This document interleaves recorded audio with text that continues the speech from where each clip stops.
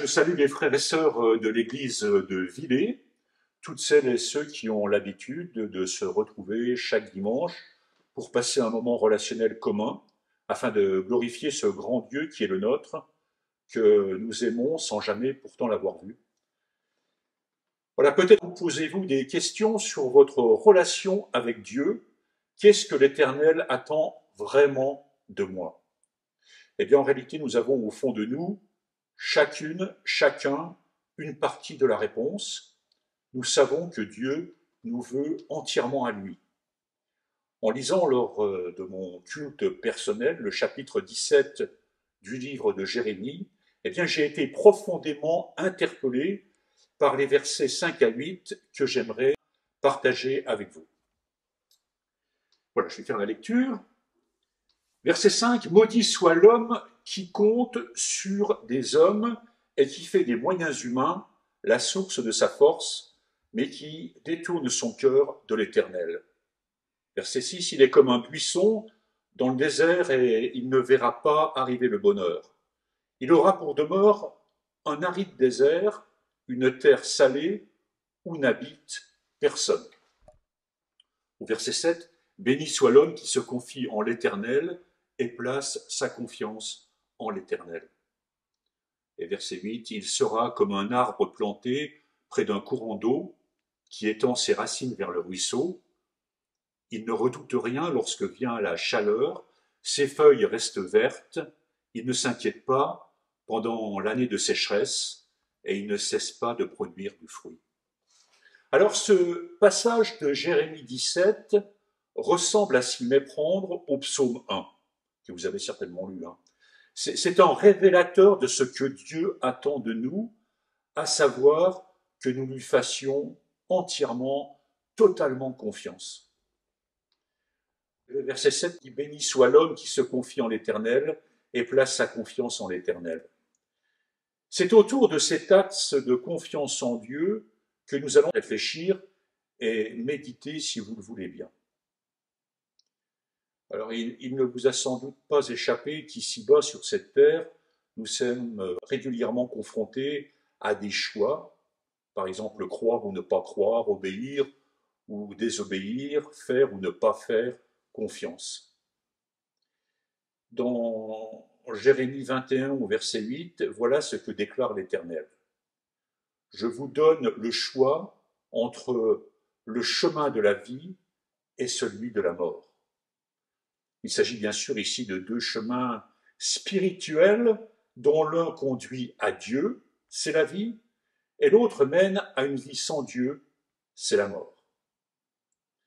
Alors bien sûr, nous sommes libres, responsables de nos choix, et ça s'appelle le libre arbitre. En quelque sorte, frères et sœurs, nous déterminons, par les choix que nous faisons, notre vie près de Dieu, avec Dieu ou dans l'éloignement de Dieu.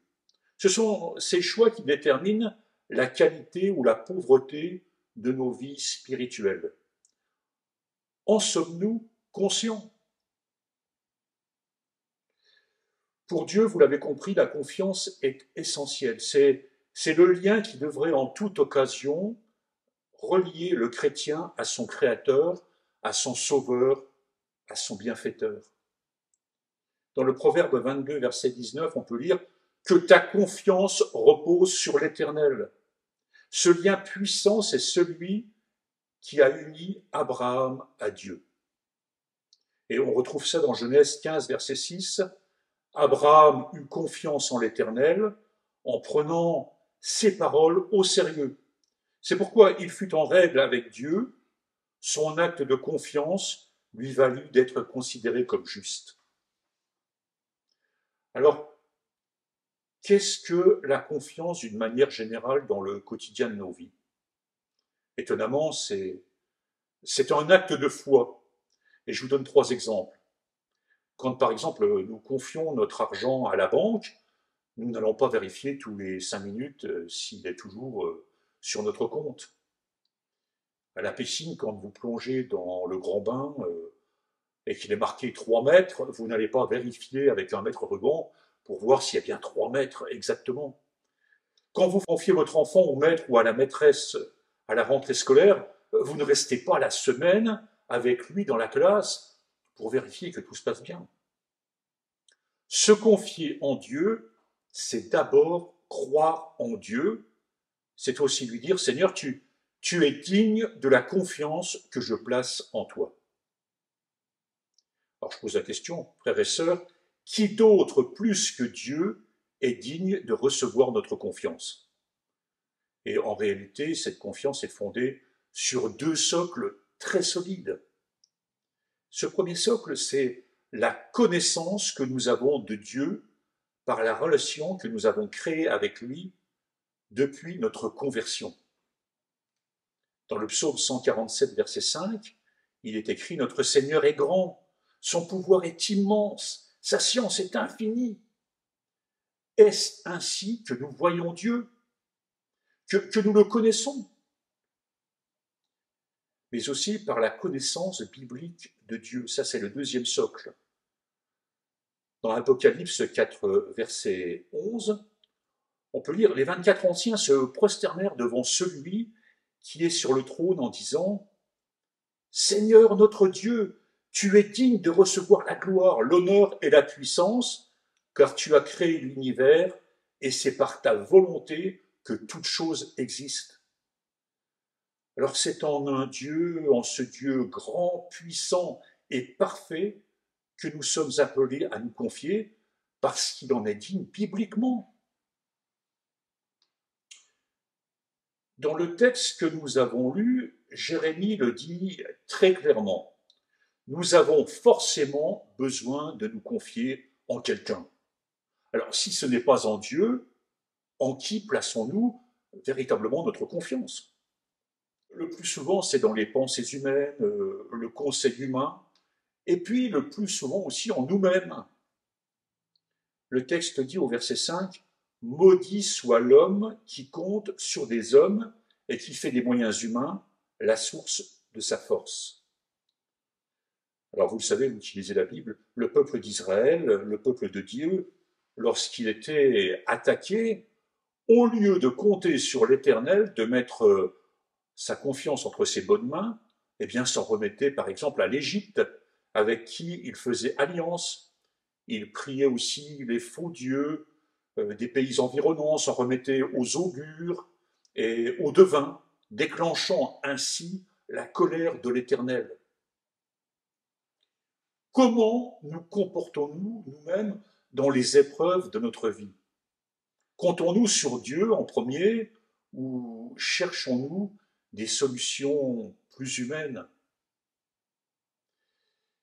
Alors cette confiance mal placée, dit Jérémie, nous conduit à une vie spirituelle le plus souvent pauvre, rabougrie, nous prive du bonheur infini de la présence de Dieu, nous fait traverser de longs déserts spirituels et nous plonge dans une forme de solitude parfois dépressive.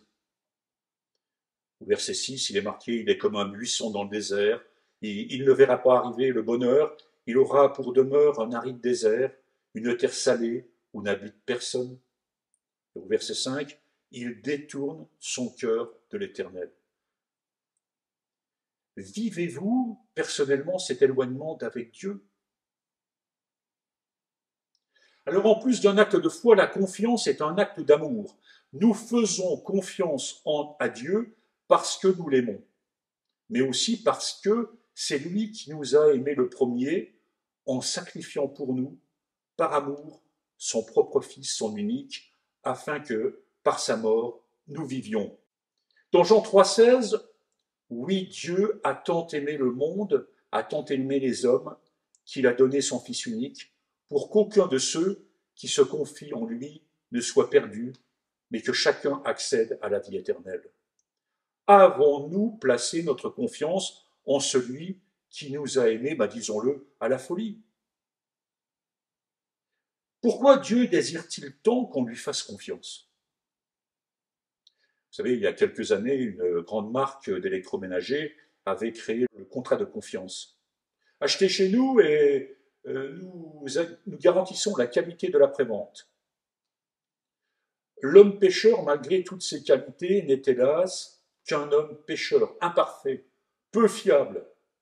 Au contraire, Dieu lui présente une absolue garantie de sûreté et de sécurité. Dans le Proverbe 18:10, il est écrit: le nom de l'Éternel est une tour forte. Le juste s'y réfugie et s'y trouve en sécurité. Alors, il y a quelques années, j'ai passé 3 jours dans la forêt vierge équatorienne. C'est la jungle où vivaient les Indiens Jivaro, réducteurs des têtes. Et enfin, maintenant, ils sont plus là. Hein. Cette jungle, on peut s'y perdre. D'ailleurs, récemment, on a vu que les Européens se sont perdus dans la forêt vierge. Eh bien, nous avons pris un guide, et puis c'est vrai, ce guide nous a orientés, il nous a empêchés d'aller dans certaines tribus, il nous a orientés vers d'autres. Sur les cours d'eau, il nous a évité de prendre des cours d'eau où il y avait des chutes, et puis il nous a évité des endroits dangereux. Alors pourquoi je vous raconte cette histoire? C'est pas pour vous raconter ma vie, mais dans la jungle de nos existences, Dieu a pour nous un plan de vie dans lequel il nous invite à entrer. Il en est le guide, comme ce guide qui nous a dirigés dans la forêt vierge. Ce plan de vie nous conduit à la vie éternelle. En faisant confiance à Dieu, nous entrons dans ce plan de vie que Dieu seul connaît. Sommes-nous entrés dans le plan de vie du Seigneur? Le lien de confiance qu'on décide d'établir avec quelqu'un est un travail d'équipe. Que serait Tintin sans Milou, Astérix sans Obélix et Milan sans Rémo? Enfin, ça c'est une blague. Hein. Avec Dieu, dans le duo créé avec lui, dit David, dans le psaume 60, verset 14, nous ferons des exploits. Le duo de confiance que nous formons avec Dieu est un duo gagnant. Nous nous plaçons notre confiance en Dieu, et puis c'est lui qui agit. Dans le psaume 37, verset 5, il est marqué: recommande ton sort à l'Éternel, mets en lui ta confiance, et c'est lui qui agira.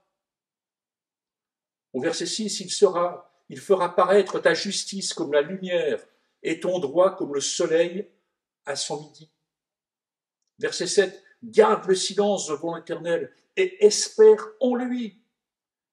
Pratiquez-vous déjà ce lien de confiance avec Dieu? Sinon, voulez-vous le pratiquer? Vous savez, quand je prépare une prédication, bien souvent, Dieu me fait passer de la théorie à la pratique par une épreuve que je traverse. Alors, quand je préparais cette prédication, et je le dis franchement, je ne parvenais pas à la commencer. Je n'arrivais pas à aligner le moindre mot, le moindre dessin. J'étais complètement sec, quoi. Je voyais le temps passer, mon emploi du temps s'alourdir, et je commençais à penser, mais j'y arriverai jamais, quoi. Je commençais à angoisser et je pestais contre le manque de temps, quand ma fille Alicia, ma fille aînée Alicia, me dit: papa, il faut trouver 2 dates pour la fête des pères et la fête des mères. Oh là là. D'un seul coup, c'est comme si le monde s'écroulait sur moi. Alors j'ai dit: mais je n'y arriverai jamais. J'arriverai jamais à faire ma prédication. J'étais prêt à sombrer quand Alicia et Wardia m'ont dit: on va prier pour toi et confier la situation au Seigneur. Alors on a prié tous les 3, on a confié à Dieu mon angoisse de ne pas y arriver, mes incapacités, et au miracle, eh bien les événements se sont inversés. J'ai pu y arriver facilement. Dieu en qui nous venions de nous confier a pris en charge mes incapacités pour agir. Mettre sa confiance en Dieu devrait être un réflexe pour chaque chrétienne, chaque chrétien, afin de se mettre sous l'autorité de Dieu pour qu'il puisse agir au mieux dans nos vies.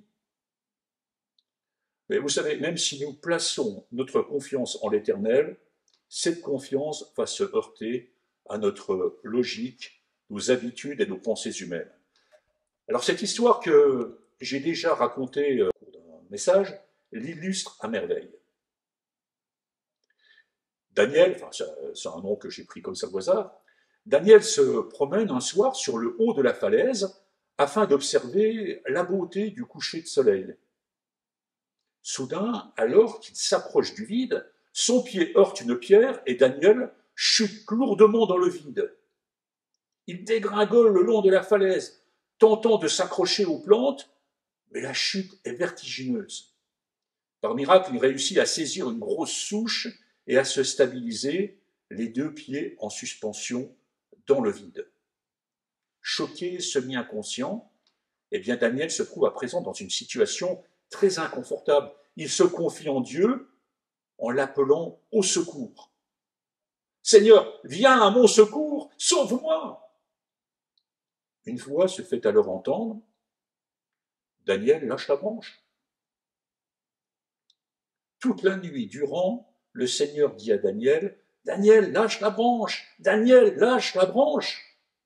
Mais Daniel répète toute la nuit, Seigneur, si je lâche la branche, je me tue, je vais mourir. La solution proposée par Dieu de lâcher la branche n'est pas la solution attendue par Daniel. Il aurait peut-être préféré que Dieu lui envoie du secours, un hélicoptère, je ne sais pas quoi. Il la trouve même folle et dangereuse. Comment Dieu peut-il me demander une telle chose? Veut-il que je meure?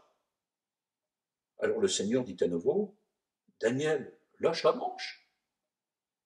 Franchement, frères et sœurs, combien parmi nous, à la place de Daniel, auraient lâché la branche? Au petit matin, épuisé et transi de froid, alors que le jour se lève, Daniel s'aperçoit qu'il n'était qu'à 30 centimètres du sol. En écoutant Dieu, en lui faisant confiance, eh bien, il aurait pu s'éviter bien du tourment. Pourquoi n'as-tu pas lâché la branche? C'est vrai qu'on a du mal des fois à lâcher dans notre vie. Alors cette petite histoire est là pour nous rappeler qu'il n'est pas facile de vraiment se confier en Dieu. On peut croire en lui, le reconnaître comme notre sauveur, mais lui faire entièrement, totalement confiance, lui remettre entre ses mains nos vies, nos décisions, notre avenir, eh bien, c'est beaucoup plus difficile, n'est-ce pas? Cela nécessite donc une prise de conscience particulière de ce qui est vraiment Dieu. C'est bien d'avoir une relation intime, personnelle et engager un travail de confiance avec lui. Frères et sœurs, le Dieu dans lequel moi je me confie et avec lequel j'ai une relation d'intimité est tout d'abord saint et parfait. Mais pas que. Il est aussi omnipotent, c'est-à-dire qu'il est tout puissant, il peut tout. Il est omniprésent. Il est partout en même temps, partout à la fois. Il est omniscient. Il connaît tout, il sait tout. Dans ces conditions, comment ne pas désirer lui faire confiance? Moi, personnellement, je vois 3 étapes pour engager une relation de confiance avec Dieu. Tout d'abord, la première chose, c'est la confiance reçue. Vous le savez, la confiance placée en Dieu ne se fait pas d'une manière naturelle. On ne se lève pas un matin en disant « Tiens, je vais faire confiance en Dieu ». Non, la confiance se crée, s'installe en lisant, en écoutant les témoignages puissants, les merveilles que Dieu réalise dans la vie de celles et ceux qui se confient en lui. Moi, quand je lis, par exemple, comment Abraham s'est confié en l'Éternel dans la Bible et comment Dieu est intervenu en sa faveur et l'a béni, moi, cela me donne une envie de l'imiter. Des fois, j'ai envie d'imiter Abraham. Quand je lis dans 1 Samuel 17 comment David, jeune enfant, a pu terrasser un géant philistin aguerri, Goliath, en s'appuyant sur Dieu, simplement en s'appuyant sur lui. Verset 45, il dit « Tu marches contre moi avec l'épée, la lance et le javelot, mais moi je marche contre toi au nom de l'Éternel, le Seigneur des armées célestes, que tu as insulté. Mais je reçois en moi un puissant capital confiance en Dieu, et j'ai envie de ressembler à David. » Quand je lis dans 2 Rois 20 que le roi Ézéchias, à la veille de sa mort, prie Dieu avec un cœur sincère et sans partage, Dieu en qui il s'est confié lui envoie Ésaïe pour lui dire « J'ai entendu ta prière et j'ai vu tes larmes, je vais te guérir et je prolongerai ta vie de 15 années, c'est pas rien. » Eh bien, comment, frères et sœurs, ne pas placer sa confiance en ce Dieu qui seul peut tout? Alors on pourrait multiplier les exemples bibliques, les prédications et les témoignages de vie qui installent en nous une véritable confiance et une envie et un présent besoin de nous confier en Dieu. Par exemple, dans Ésaïe 55, verset 11, il est marqué « La parole prononcée par ma bouche ne reviendra jamais vers moi, avide, sans avoir accompli ce que j'ai décidé et sans exécuter jusqu'au bout la mission que je lui ai confiée, dit Dieu. » Alors ça veut dire quoi ça veut dire qu'en lisant la Bible, la parole de Dieu, nous sommes exhortés, encouragés à lui faire confiance. Est-ce que vous lisez régulièrement, quotidiennement la Bible? La seconde étape, c'est la confiance proclamée. C'est la confiance qu'on proclame. Lorsque notre potentiel confiance est suffisamment affermi, nous pouvons, comme le roi David, proclamer notre entière confiance en Dieu.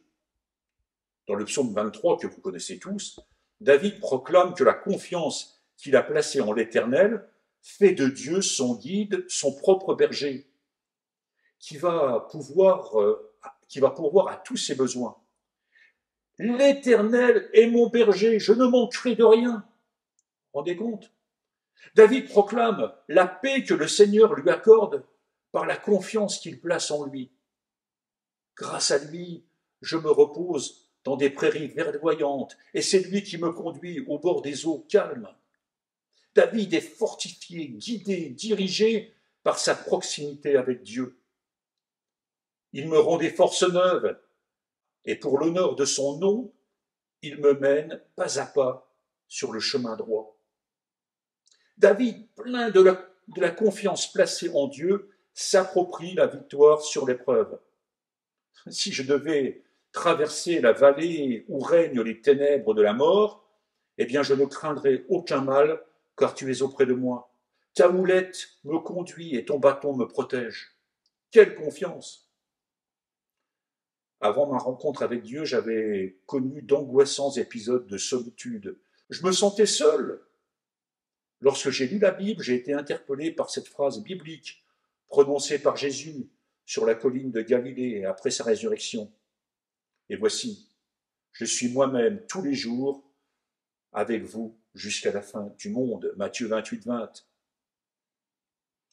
Je me souviens m'être approprié cette promesse de Jésus pour demander au Seigneur, Seigneur, que je ne sois plus jamais seul, je te confie ma solitude.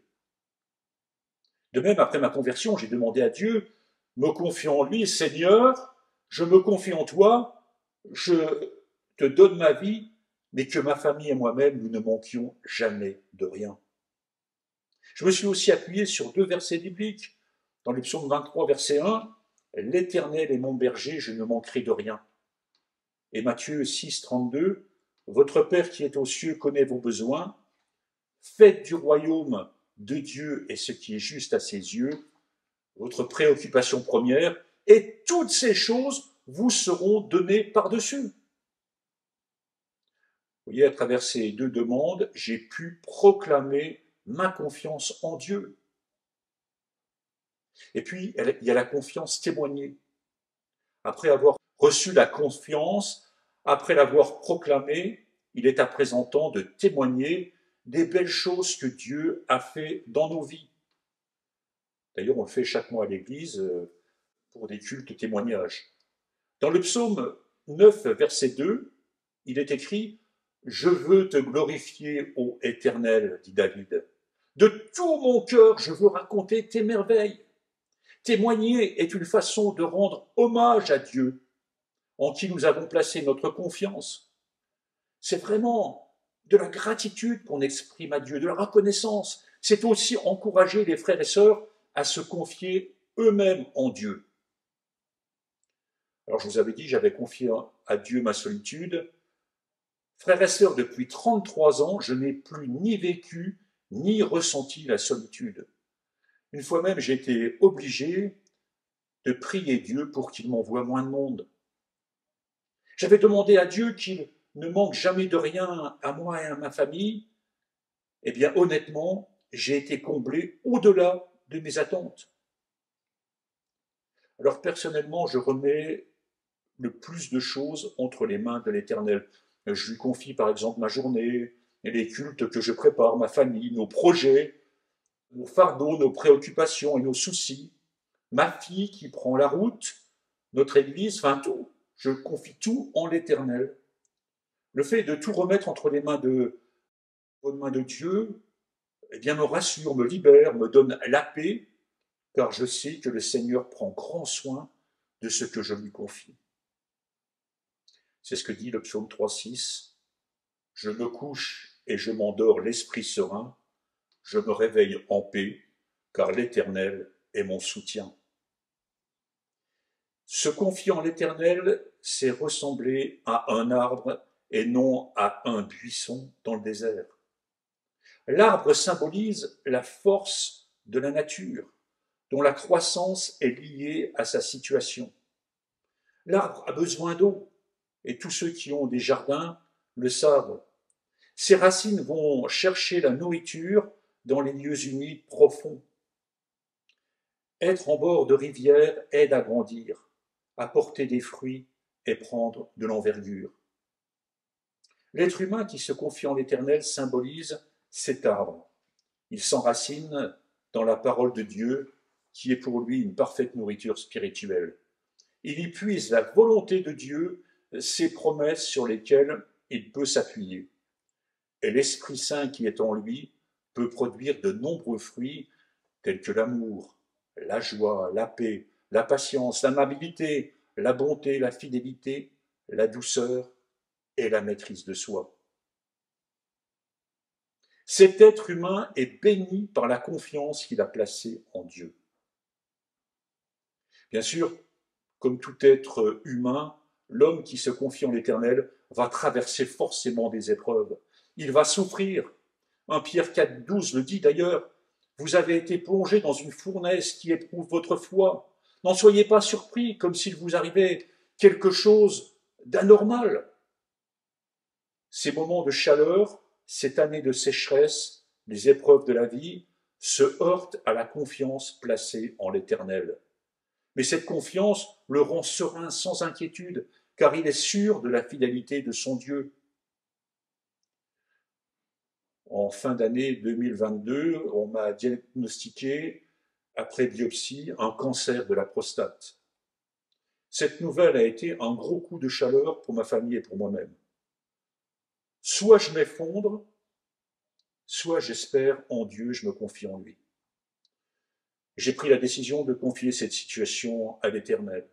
Franchement, frères et sœurs, je me suis senti porté dans l'épreuve, protégé par Dieu. J'ai même pu témoigner l'amour du Seigneur autour de moi.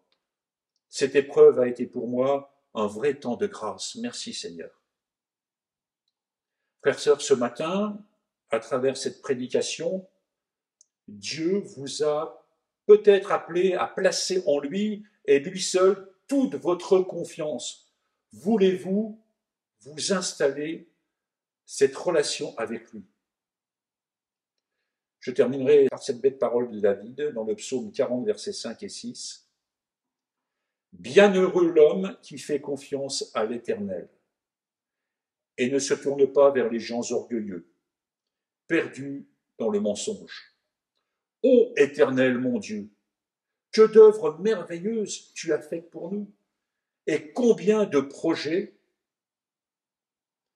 Nul n'est semblable à toi. Je voudrais publier, redire tes merveilles, mais leur nombre est bien trop grand. Voilà, je vous remercie pour votre écoute attentive.